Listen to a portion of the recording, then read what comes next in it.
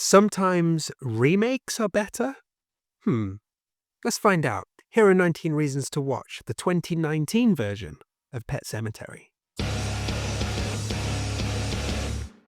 Hi everyone, welcome back to my channel. I'm Dave Musson, and this is a place where I talk to you about all things Stephen King. And in this video, I'm going to be taking you through my 19 reasons to watch the 2019 version of Pet Sematary. So this is part of my ongoing series of covering all of the movies and adaptations of Stephen King's works and giving you 19 reasons to watch each one of them. If you've been here over the last few years, you'll know I've already covered all of Stephen King's books, 19 reasons to read each of those.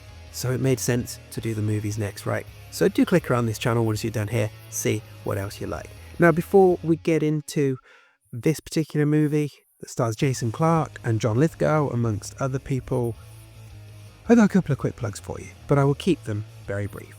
Right, 3 things to plug. My collection of short stories, Once More Around the Sun, won some awards in 2024. If you like Stephen King, you'll like it. My collection of Stephen King themed band shirts, where I mash up well-known band logos with Stephen King stuff. If you like Stephen King and music, you'll like them.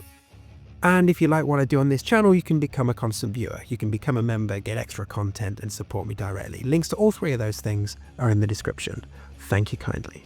Okay, so Pet Sematary 2019 then. I'm going to be covering 19 reasons to watch this, and unlike the trailer for this actual movie, there's not going to be any spoilers in places where you don't want spoilers. Anything that will ruin a first-time watch, I will hide behind a spoiler alert. And if you've never seen this film, don't watch the trailer. Honestly, you'll have a far better viewing experience. Talking of seeing this film, you can get it on Paramount+. And that's it. So, well, let's head on down to that little place where people bury their dead pets. And let's just keep a cautious eye on that deadfall and maybe not climb over it, shall we? Here are 19 reasons to watch the 2019 version of Pet Sematary.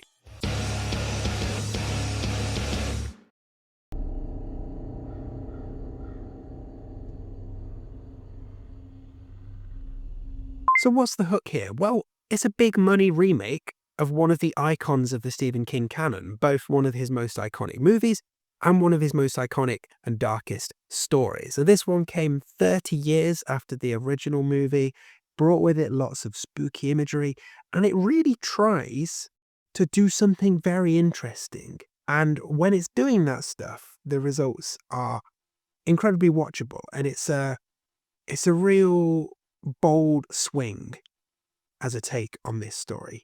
Doesn't nail it, but they try. And they give it a good try. It's also still a really dark story that isn't afraid to have death and conversations about loss and grief at the heart of it. Those themes drive the book, they drive the story. It'd be weird without them, and they don't shy away from them here, and that's a good thing. But there are also a couple of changes from the '89 movie.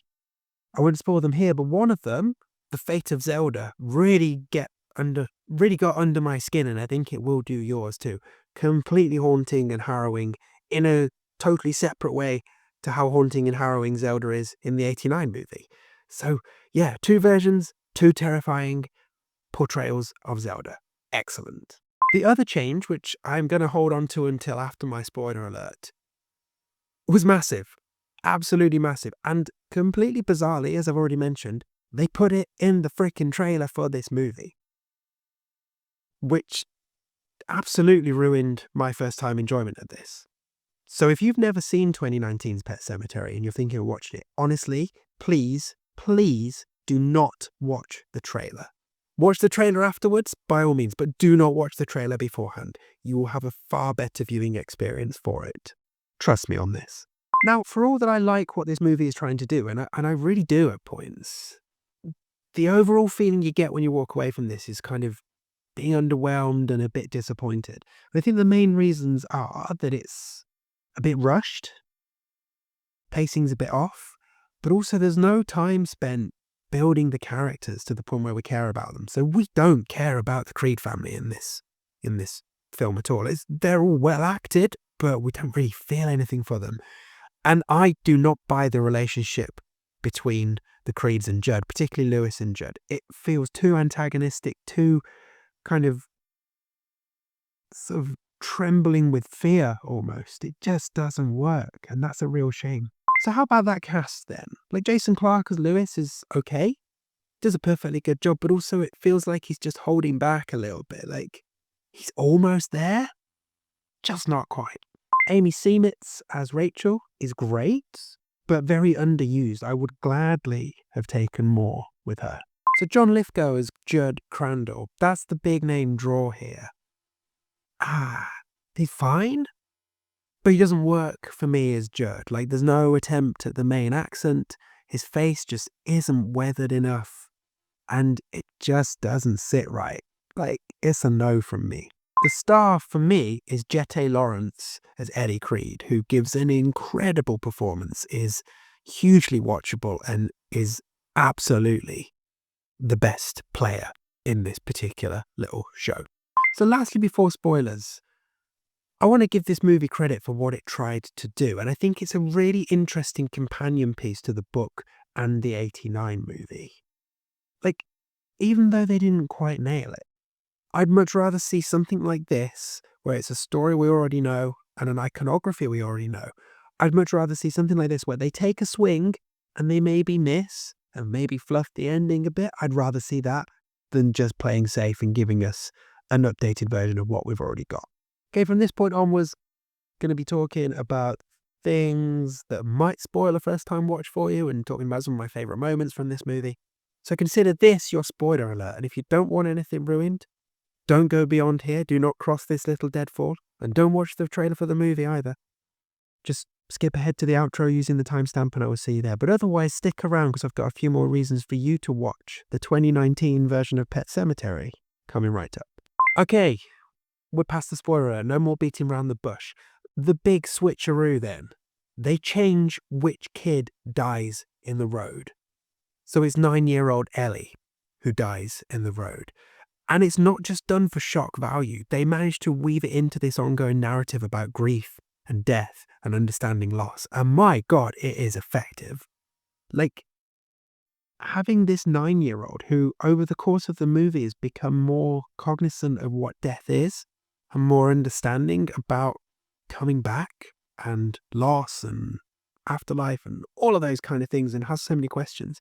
To have her come back and to be aware that she is dead, it is so effective. And there's like a 15-minute period in this movie where she is back and you're thinking, this is incredible. If they can pull this off with an ending that works, spoiler, they don't, but if they can, there's just that 15 minutes is just absolutely electric in this movie. It's so dark, so haunting. Like, Ellie coming back perhaps doesn't have the immediate punch of seeing little kid Gage getting splooched by that truck. But for me, it is such an effective play. And yeah, I loved it. And again, I'm staggered they put it in the freaking trailer. Okay, so while we're talking about the kid dying, so in the original movie, you'll remember it's their land is kind of like a big long field that sort of runs parallel to the road. And you can sort of understand why there isn't much of a fence or anything there, and you can see how the tragedy that happened might have unfolded. Here, the Creed's house is at the end of the drive. There's big hedges up. But just put a gate up and close the gate. Like, problem solved. So how about some of my favourite scenes then? It certainly isn't John Lithgow's attempt at saying sometimes dead is better, but I did enjoy the creepy kids in the masks going off to the pet cemetery. That was a cool image, even if it didn't really have any payoff later on. I don't mind a cool image for cool image's sake. Fine. So Zelda's death in The Dumb Waiter is all kinds of oof.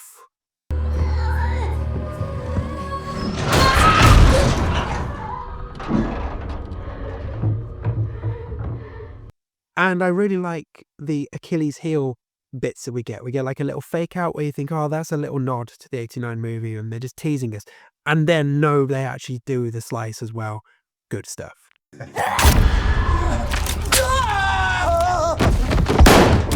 So, the switcheroo, the Ellie death scene, so good. The lack of sound and just the moment of calm at the same time as it being a moment of carnage. Such a great juxtaposition.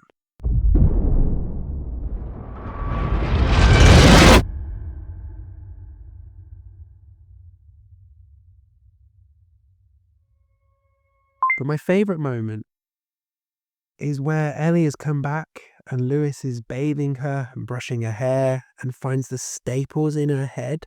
Like that, combined with their little conversation in bed, where Lewis, you can see in his eyes, he's like, what the hell have I done? I have seriously fucked up here.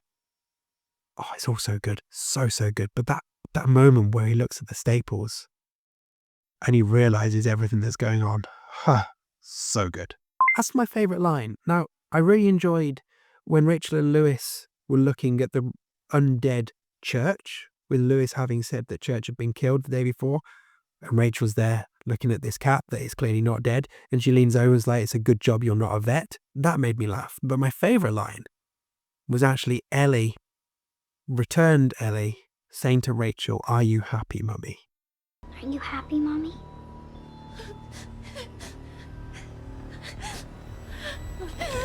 Nah, absolutely not. Get the fuck out. So on to connections to other Stephen King works and Easter eggs then. So the only connection to other works I spotted was that Christopher Young scored this and he also scored The Dark Half. But if I'm missing anything among the cast and crew, do let me know in the comments. As for Easter eggs, so I've mentioned the Achilles heel scene, which is a nod to the original movie. We hear Judd talking about a rabid St. Bernard at Ellie's party, which is obviously Cujo. We see a road sign to Derry when Rachel is stuck in traffic. And also, in the scene where Ellie is killed, the truck driver is distracted by a call on his phone from someone called Sheena.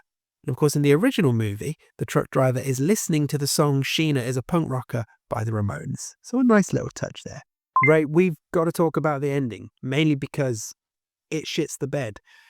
All of this effort in building up the tension, being bold and brave in bringing Ellie back, is just kind of thrown away in the last 10 minutes, where it just becomes generic as anything. Ellie becomes this demonic thing that runs on fast forward and they all die. Like, such a shame. Okay, there we go. 19 reasons to watch the remake of Pet Sematary. Let me know what you think of this movie. Are you a fan? What do you think of the changes? All of that kind of stuff. What do you think of John Lithgow as Judd? Not for me, but hey, he might be your true Judd. And yeah, just get involved in the comments. Always like hearing from you. And other things you can do, you can check out the links in the description to my collection of short stories, to my range of Stephen King themed band shirts. And if you like what I'm doing on this channel, you can become a constant viewer, become a member. You can also check out the book club, where I recommend books that I've read that I think you will like as well. Non-Stephen King books, if you want to broaden your reading beyond Stephen King and want a friendly face to guide you through. Hello, I am that friendly face, and you can check out the book club. There's loads of things for you to go and explore there. But otherwise, thanks so much for stopping by and checking this out. And join me again soon, because next up, we've got a father-son collaboration.